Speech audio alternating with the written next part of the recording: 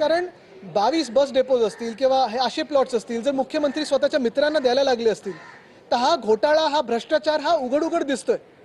प्रधानमंत्र्यांचं ह्या भ्रष्टाचारावर लक्ष आहे का? आम्ही कोर्टात तर गेलोय, कोर्टाचा निर्णय अपेक्षित आहे, पण लोकांचं तर लक्ष आहेच. आणि मग हा घोटाळा नेमका तुम्ही कशासाठी करता, ही घाई गडबड कशासाठी? आणि माझ्या कानावर जे आलेलं आहे, मुख्यमंत्र्यांनी महानगरपालिकेला आदेश दिलेले आहेत की पुढच्या 15 दिवसात ह्या सगळ्या भूखंडाचं श्रीखंड खाण्यात त्यांना मोकळे द्यावी.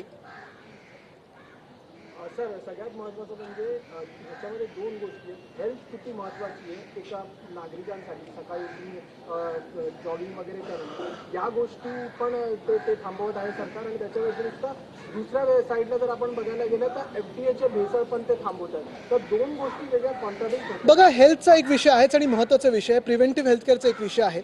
पण ह्याच्यात अजून एक तुम्हाला गोष्ट तुमच्या समोर आणून देतो.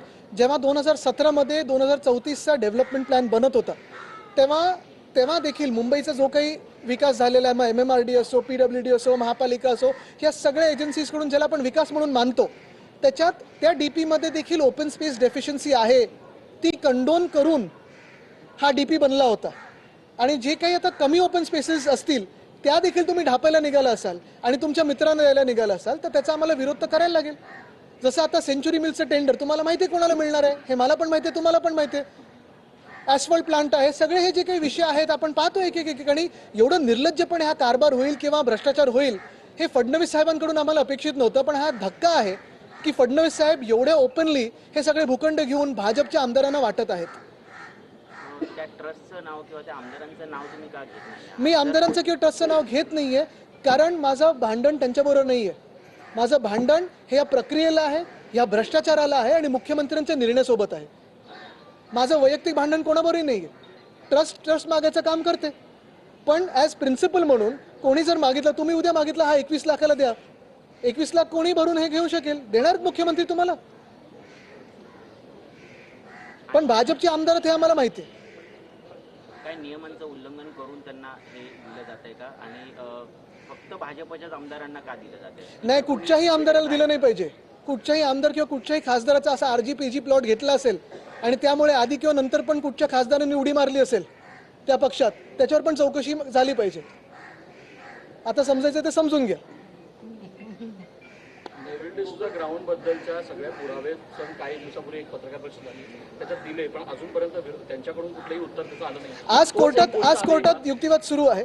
पण काल पण आपण पाहिलं असेल, आमचे अखिल चित्रे आहेत, त्यांनी पण एक पत्रकार परिषद घेतली. विंग्सचं ग्राउंड कसं भाजपच्या आमदारांनी ढापलेलं आहे, त्याच्या बाजूला बँड्रा डायग्नोस्टिक सेंटर काय ते बनवलं ते पण ढापलेलं कसं आहे. खास करून एक प्लॉट असा आहे पाली हिलवर जिथे कोर्टाचे आदेश आहेत की तिथे काही बनवता कामा नाही, ते प्लेग्राऊंडच राहिलं पाहिजे. तिथे DPC फंड देऊन काम झालेलं आहे, तो जनतेचा पैसा फुकट घालवलेला आहे तिथे आणि कंटेम्प्ट ऑफ कोर्ट केलेला आहे. त्याच्यावर पण आम्ही कडक कारवाई मागणार आहोत आणि ती आमची प्रक्रिया सुरू झालेली आहे. मैदानाबाबत आता तुम्ही प्रश्न उपस्थित करता. काही महिन्यापूर्वी स्वतः अनिल परब यांनी मँग्रोव्ह या सगळ्या संदर्भात मँग्रोव्हच्या बाबत देखील प्रश्न उपस्थित केला होता. हरून खान हे स्वतः तिकडे गेले होते आणि त्या जागेची पाहणी अनिल परब यांनी पण केली होती. त्यांनी पर्यावरण मंत्रीच्या पंकजा मुंडे त्यांच्याकडे तक्रार केली होती. मात्र तक्रार केल्यानंतर काम वाढलं आणि अजूनही ते काम सुरू आहे, बंद झालं. बघा, पर्यावरण खातं कसं चालायला पाहिजे तर मागे इथं जे जंगल झाले ना ते आमच्यामुळे झालं हे दिसलं पाहिजे. पण मुख्य गोष्ट हीच आहे की कांदळवन असतील, आम्ही जो मॅनग्रोव्ह पार्क बनवला होता, कुठे उद्घाटन झालं असून काही ठराविक लोक जात आहेत, बघून येतात आमदार आणि अधिकारी. पण मॅनग्रोव्ह पार्क जनतेसाठी खुलं करा ना. असो, पण परत एकदा मी तुम्हाला ह्या ओपन स्पेसवर आणतो, कारण काय होईल नाहीतर भाजप अशी आहे की समुद्र पण ओपन स्पेस म्हणून दाखवेल आणि जंगल पण ओपन स्पेस म्हणून दाखवेल आणि सांगतील ओपन स्पेस डेफिशियन्सी नाही आहे. असं ठाण्यातला पण वन विभागाचा तो विषय आहे, कारण मी त्याच्यावर येईन, पण कारण ठाण्यामध्ये शिवसेना आपली खूप प्रबळ आहे. असं असताना विरोधक म्हणून देखील 2-3 विषय महत्त्वाचे आलेले आहे. डेटा सेंटर जे ठाण्यातलं आहे ते भयानकपणे पुढे येत आहे.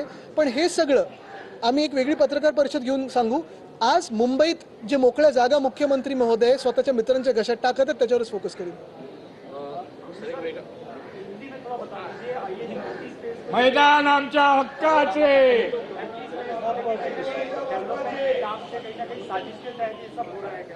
ये साजिश नहीं, ये तो भ्रष्टाचार चल रहा है. आपकी आंखों के सामने ये सारे मैदान, open spaces, recreation ground, play